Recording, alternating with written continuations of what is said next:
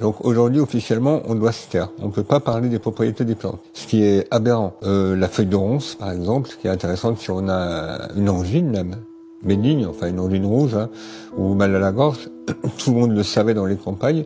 Aujourd'hui, si je dis ça, je risque exercice illégal de la pharmacie, c'est-à-dire 35 000 € d'amende et jusqu'à 2 ans de prison. Si je la prescris, c'est-à-dire que c'est encore plus grave. Non seulement je dis pas seulement que cette plante fait soigner l'angine, mais je dis vous devriez prendre pour soigner votre angine de la ronce. Dans ces cas-là, c'est exercice illégal de la médecine.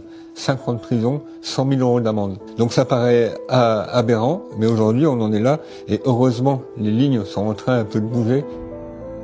En 1941, en plein régime de Vichy, le maréchal Pétain abolit le diplôme d'herboriste. Désormais, selon la loi L659 du Code de la santé publique, l'exercice de l'herboristerie est réservé aux pharmaciens.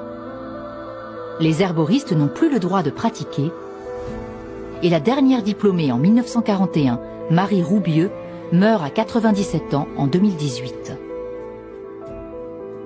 Alors c'est compliqué d'être herboriste en France parce que la législation est peut-être la plus stricte au niveau européen. Bien qu'il y a une quinzaine d'années, on a augmenté le nombre de plantes autorisées donc à la vente libre qui sont hors monopole pharmaceutique. Parce que quand j'ai commencé, il n'y avait que 34 plantes et 5 plantes en mélange autorisées. Donc depuis, il y en a 148 et les mélanges sont autorisés puisque l'ancienne loi a été abrogée. Mais c'est compliqué parce que c'est très restrictif. Sur les 148, il y en a un petit quart qui ne peut pas pousser chez nous. Et puis, on peut pas normalement donner de conseils. Donc, on a le droit de les vendre, mais sans donner des conseils, tout en sachant que ce sont des plantes médicinales.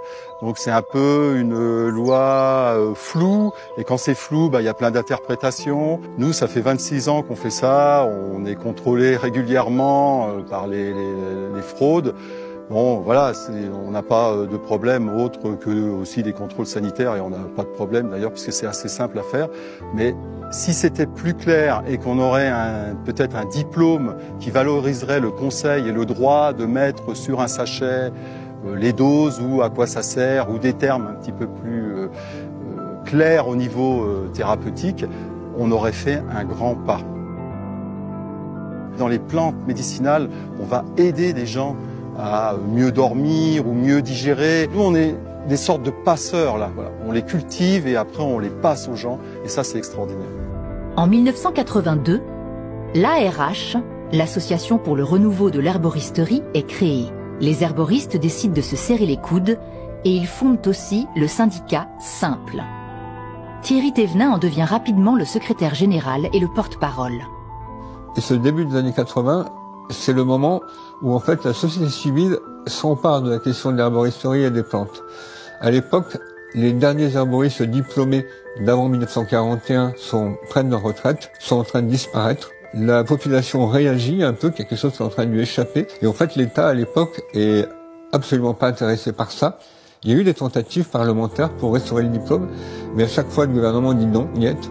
Il y a les pharmaciens, il n'y a pas de besoin, il y a le réseau des pharmacies, il n'y a pas besoin d'herboristes. Donc en fait, comme l'État se désengage, c'est la société civile qui s'empare de la question. En 1983, l'école des plantes voit le jour à Lyon, suivie 2 ans plus tard par l'école des plantes de Paris. D'autres écoles essaiment ensuite dans tout le pays pour ne pas perdre le savoir. Moi j'appelle ça le métier qui ne veut pas mourir, l'herboristerie.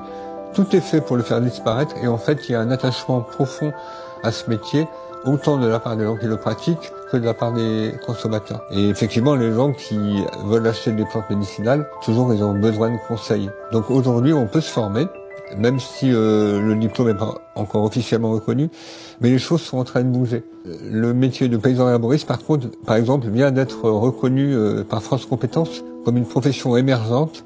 Ça fait un peu sourire, parce que c'est un des métiers les plus anciens de l'humanité, mais bon, on est profession émergente, donc on sent que les choses bougent. Donc les jeunes qui veulent se former, c'est possible, il y a des formations qui existent, et je pense que prochainement, c'est un métier qui sera reconnu. Il y a tout un savoir qui est en train de disparaître, qu'il est important de maintenir pour la biodiversité de la nature, mais aussi pour l'homme pour élargir sa culture, sa vision, s'apercevoir que c'est simple et c'est important que la chaîne ne se brise pas.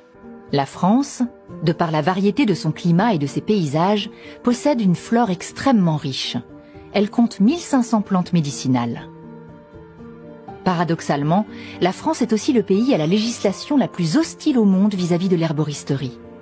Aujourd'hui, bien que sur la sellette, les herboristes perpétuent avec passion un savoir qui a permis à l'humanité de survivre et qui nous concerne tous.